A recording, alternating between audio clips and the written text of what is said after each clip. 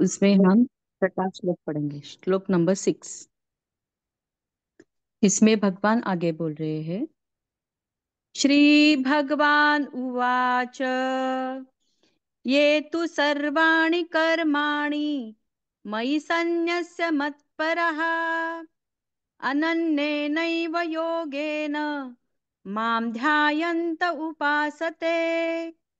ये तु सर्वाणि कर्माणि मयि सन्न्यस्य मत्परः अनन्येनैव योगेन मां ध्यायन्त उपासते।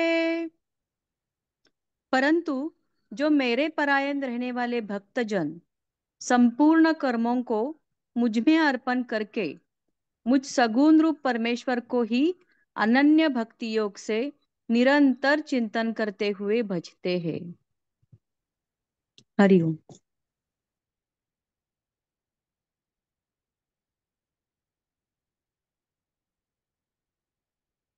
ये सगुण ब्रह्म और निर्गुण ब्रह्म की भाव हो रही है,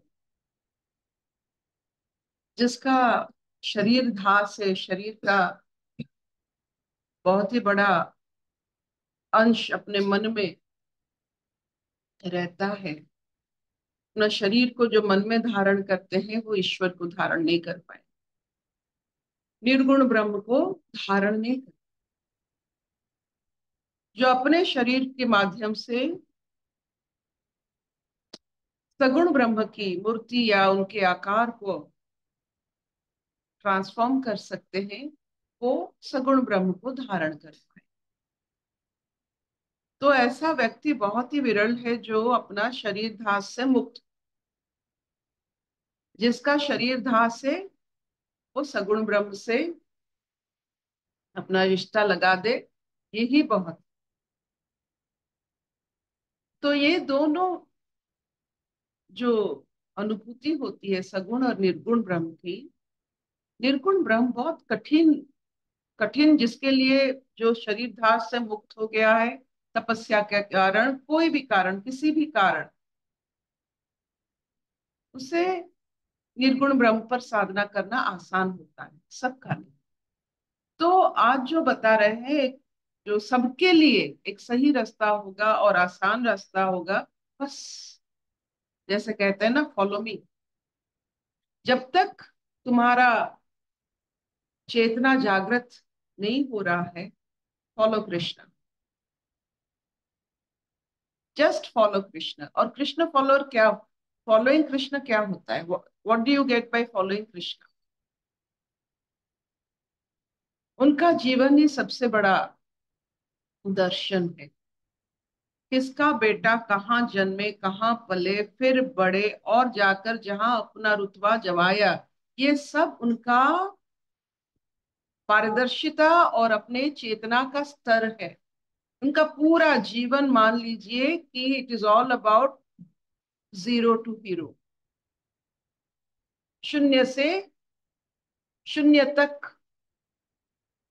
एक ही इंसान इस संसार में अपने कर्मों और चेतना के कारण शून्य से शून्य तक वो पहुंच गए, और उनका जीवन ही हमारा माध्यम होता है उनको फॉलो करने के लिए। Just follow. तो आज वो अर्जुन जी को बोल रहे हैं, जो व्यक्ति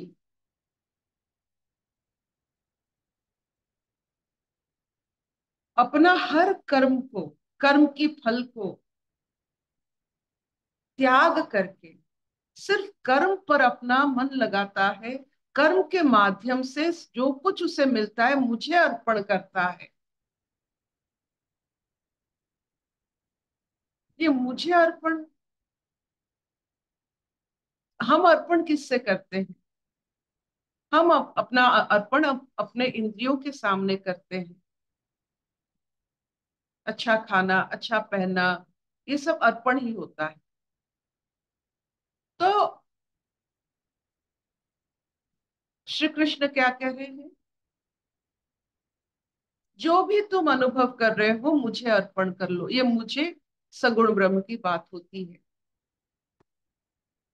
आसान होता है सबके लिए। इसीलिए हमने घरों में देखा है, जो भी कुछ खाते हैं, वो अपने मन में अपने वो निवाला को अपने सिर में लगाकर ईश्वर को याद करके अर्पण करके खाते हैं। ये सहज है, बहुत सहज है। ईश्वर को साक्षी मान लेना सहजता है। ये सगुण ब्रह्म की उपासना होता है, क्योंकि शरीर धास हमारा है और अंत तक रहता है। जिसका जिसने साधना की है, शरीर से मुक्त हुआ है, राजा जनक, वो समझ पाएंगे निर्गुण ब्रह्म की उपासना क्या होता है।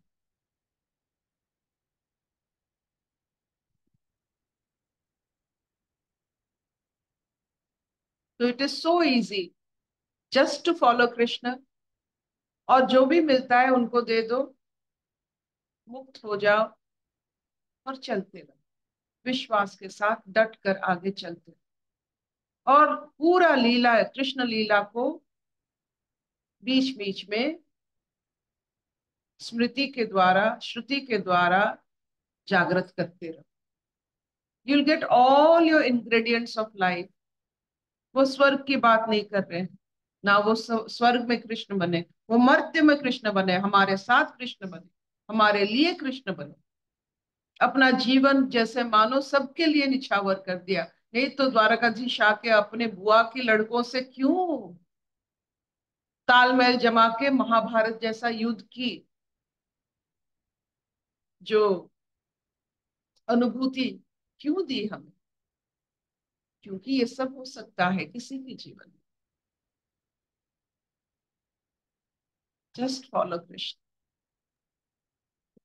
It's easy. आपके लिए कृष्ण ಲೋಡ್ है ರೋಲ್ या निर्गुण है, ನಾನು या ಮತ್ತೆ ರೋಲ್ ಮಾಡ್ಲಿಲ್ಲಪ್ಪ, ಫುಲ್ ನಡ್ಕೊಂಡು ಹೋಗಿ ಹಂಗಿಂದು ಅವಾಗ ಆಂಟಿ ಅಂಕಲ್ ಆಂಟಿ ಸಿಕ್ಕಿದ್ರು. कृष्ण को फॉलो करते करते ये सगुण कब निर्गुण बन जाएंगे आप जान भी नहीं पाएंगे।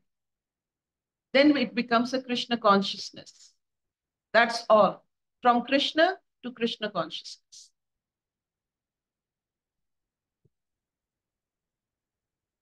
क्या इतना चलेगा? Will this do? हाँ अर्पिता, हाँ। हाँ मैम।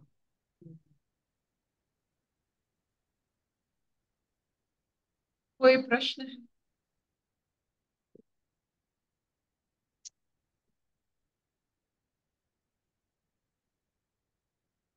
अशतो मान सद्गमय, तमसो मान ज्योतिर्गमय, मृत्युर्मां अमृतंगमय। सर्वे सुखिनः सन्तु, सर्वे सन्तु निरामया, सर्वे भद्राणि पश्यन्तु, मा कश्चित् दुःखभाग् भवेत्। ओम शांति शांति शांति।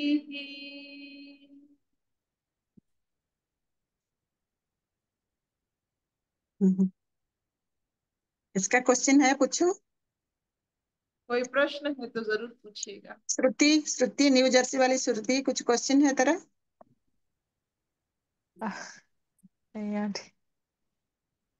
दिव्या? बहुत अच्छे तरह, बहुत जो समझ आ रहा है, जो मुझे बहुत प्यार से या फाइनली कि कैसे करो कि काम करो और कर्म की इच्छा नहीं करो। क्योंकि ये जो शैली भी बता रही थी, फिक्शन माइंड, नहीं तो फिक्शन माइंड चलता रहता है। तो अब जैसे अर्पिता जी ने इतने प्यार से समझाया कि तुम बस अर्पण कर लो, तो इससे तुम्हारा फिक्शन माइंड नहीं चलेगा और आराम से स्मूथली चीजें चलती रहेंगी, जो अभी तक नहीं होता था। यू ऑलवेज इन टर्मोइल कि करूं नहीं करूं। तो अब थोड़ा धीरे धीरे समझ आ रहा है कि बस अर्पण कर दो कृष्ण कॉन्शियसनेस को। नहीं थैंक यू करो। अर्पिता जी। नहीं नहीं, इट्स वेरी एक subtle, I would like to point out here very subtle point कि आपके पास और चारा कुछ नहीं है। You don't have any other option. अर्पण के सिवा कोई ऑप्शन नहीं होता है। If you don't do to the right person you will do to your wrong person. जैसे आपके पास बहुत प्यार है, अगर आप उसे सही जगह पर निछावर नहीं करोगे, गलत जगह पर कर ही दोगे। So it is better to give immediately to Ishvara than to keep it for someone who is of not that standard or that worth. तो उससे क्या होगा ना, आप अगर सही जगह पर अपना चेतना को, अपने अर्पण को सही जगह पर नहीं दोगे, गलत जगह पर दोगे, तो क्या होगा ना, आप बंधन में पड़ जाओ। हम जितने बार गलत जगह पर अपना सब कुछ निछावर किया, हमें सिर्फ बंधन मिला। एक ही जगह पर अर्पण के बाद सिर्फ मुक्ति मिलती है। जहां भी किसी के सामने कोई भी व्यक्ति, किसी भी, आपने अगर अपना सब कुछ वहां अर्पण किया, आप बंधन में पड़ जाओ। You have no other option. जितना जल्दी ये समझ लो कि मुझे सब कुछ ईश्वर को देना है, सब कुछ, और उसके बाद अगर कुछ रहता है हम किसी और को दे सकते, because no one will take care of you. ईश्वर कोई साधारण सा चेतना नहीं है, वही चेतना से आप खुद अपने आप को रक्षा करते हो। वो साधारण चेतना नहीं है। एक बार ईश्वर आपके जीवन में हर पल रहने लगेंगे, आप देखोगे कि क्या होता है, आप कितने मुक्त होते जा रहे हो from every relationship. You will have relationship, लेकिन मुक्ति से। करके देखो। हरिओम दीदी, एक लाइन हाँ कहना चाहती हूँ। दीदी, आज मुझे बहुत बड़ी चीज समझ में आई कि आदर्श अर्पण क्या, जो हायर चेतना में रहने की आप बात कर रहे हैं, कृष्ण कॉन्शियसनेस, तो वो समझ में आ रहा है कि एक आदर्श जीवन है कृष्ण भगवान का। और हमें अर्पण किस तरह करना है, जैसे हम अपनी इंद्रियों को अर्पण करते हैं, तृप्त करते हैं, पर हम अगर ईश्वर को अर्पित करते हुए करेंगे। आपने बहुत सुंदर लाइन कही कि हम बंधन में नहीं बंधेंगे। थैंक यू दीदी सो मच। उसी से आप कृष्ण से कृष्ण कॉन्शियसनेस तक पहुंच जाएंगे। कृष्ण एक आकार है, कृष्ण कॉन्शियसनेस निराकार।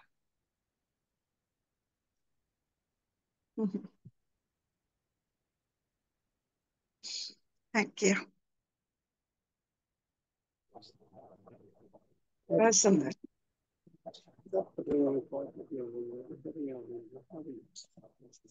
बहुत बढ़िया समझाया। आकार से निराकार तक कैसे जाओगे?